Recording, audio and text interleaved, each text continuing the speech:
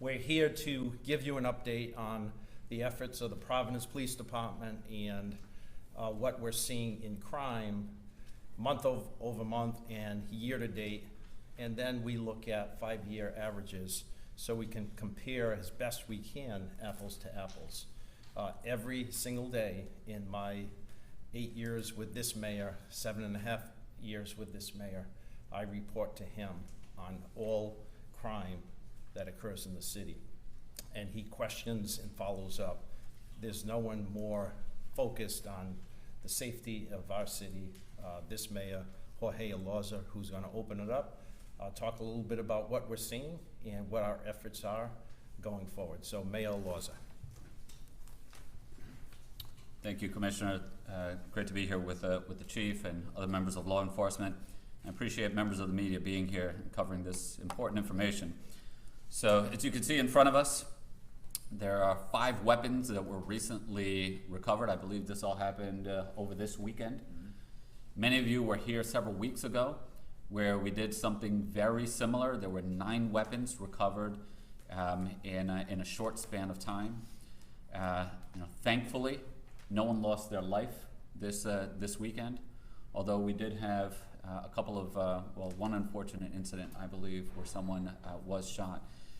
But what we want to do here today is, give the community and let everyone know, give a snapshot of where we are in terms of crime throughout the city, not just year to date, but how it compares to previous times, to previous years. What we also want to do is also recognize really outstanding police work. Recovering guns is not easy, and as you can imagine, it's extremely dangerous. There's a story behind each one of these, and so we want to recognize the good work that's being done by the police department and by the officers that are keeping all of us safe by taking guns off the streets. And the Chief will have more to say on these incidents in just a moment. This is also an opportunity to talk about all the partners that we have. Many of them have joined us several times in the past. They are integral to the crime fighting strategies here in the city. And the last piece of today's message is also, we have to stay focused. We have to stay on guard because everything can change in an instant at any moment. And so there's always more work to do. So I want to begin by walking folks through the various charts that you've received. I'm going to start with the one labeled shooting victims and incidents by year. Everyone should have it in front of them. So I'm going to ask everyone to direct their attention to the first half of 2020. Before that, for 4 consecutive half years, the numbers were relatively low. And they're not only low, but effectively the difference between the red line and the blue line, right? The blue line are shooting incidents, and the red line is shooting victims. They differ, or the red line moves further away from the blue line whenever there are multiple people shot in one incident.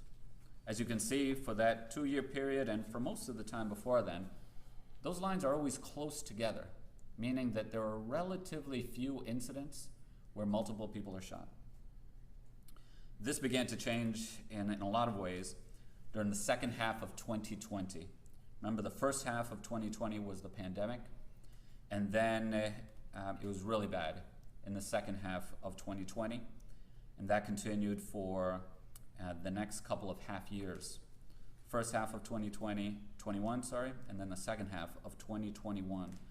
The numbers spiked up to levels that we hadn't seen in about 10 years here in the city. Not only did the numbers go up, but you can see the separation between the blue line and the red line.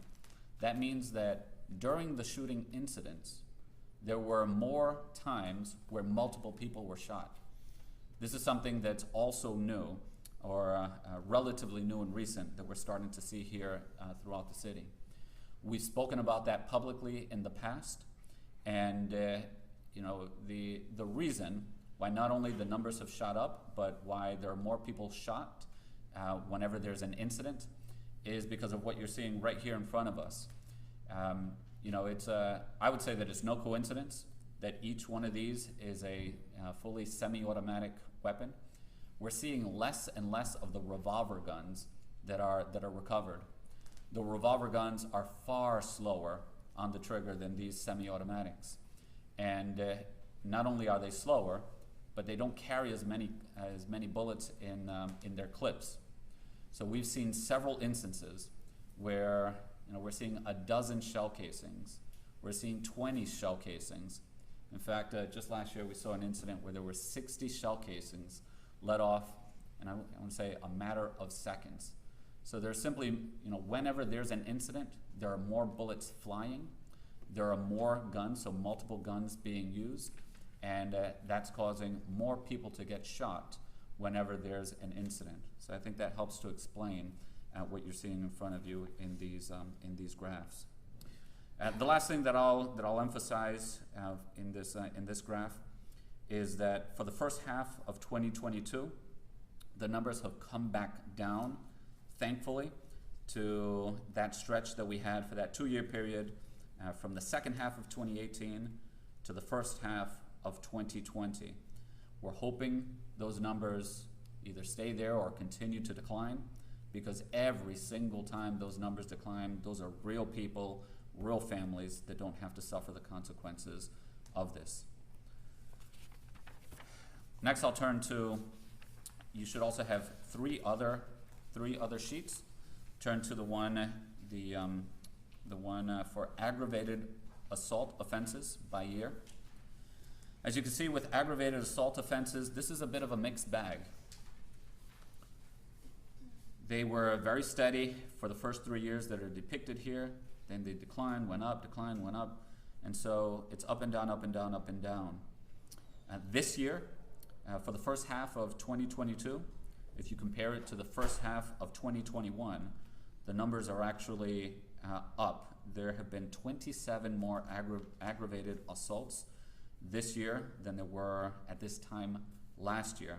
So that's certainly something that the police department is working every day to help address, and we hope to bring those numbers down, and it's part of our crime fighting strategy. The aggravated assaults, a breakdown of these shows that many of these are fights. These are fights, and most of the times the people who fight, they know each other, or it's one of these disturbances at a club where they get into it and someone gets arrested for aggravated assault. But that's the story there. It's a bit of a mixed bag. There are two other instances that we want to highlight. The other one, so I'll turn your attention to the robbery offenses by year. So, and just so that you know, so the Part 1 violent crimes that gets reported to the FBI, so the normal reporting that every city throughout the country does, they include aggravated assaults and robberies. So we wanted to focus on almost all of the categories of violent crime. So on robbery, here you see a more hopeful picture, and in particular, I think it's very hopeful. We're living in a moment where people's perception of crime is their fear is very much heightened.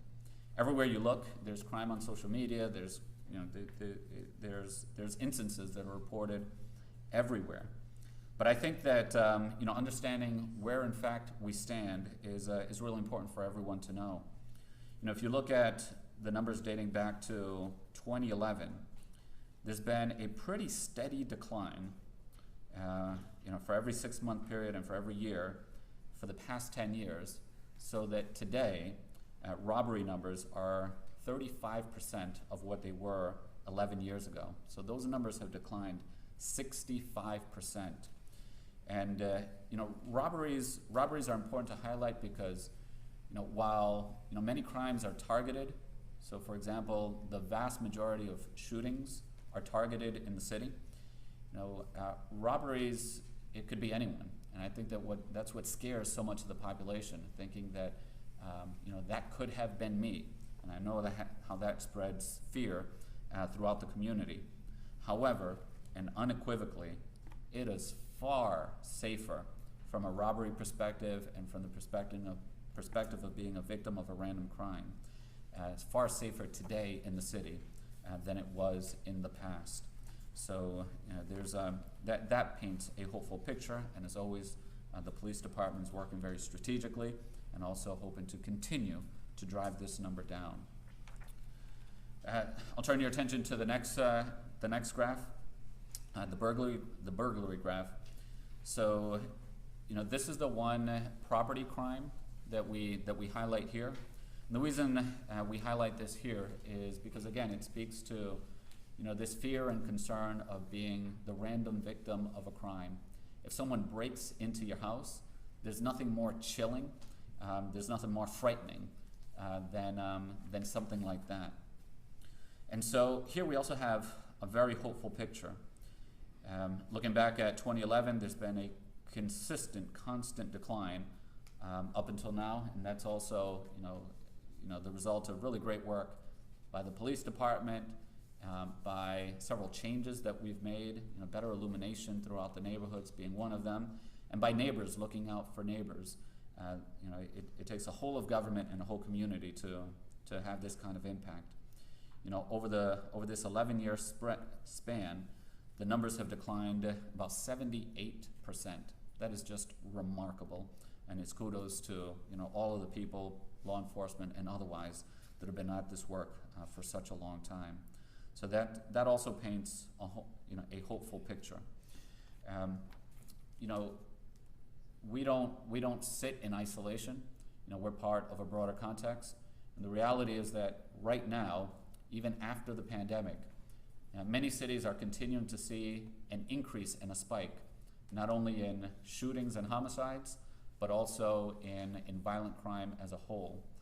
Thankfully, what we're seeing so far this year in the city is bucking that national trend, and in fact, our numbers are on the decline. I want everyone to know that we are not spiking the football, because that can change at any moment, and that we need continued vigilance to make sure that the numbers continue to trend downward.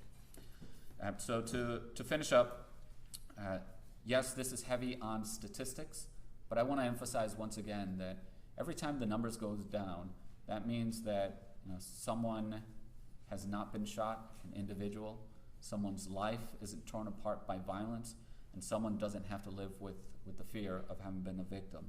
And so there are real people behind this, and we never lose sight of that. The second thing, and the chief will speak more on this cannot be done without good police work. The chief is going to share some stats on some of the arrests and the guns that have been seized, along with the rising prevalence of ghost guns in our community, and that's a very, very scary, concerning development. Next, thank you to all of our partners. Police department and the city, we cannot do this alone. We really rely on everyone to do this job.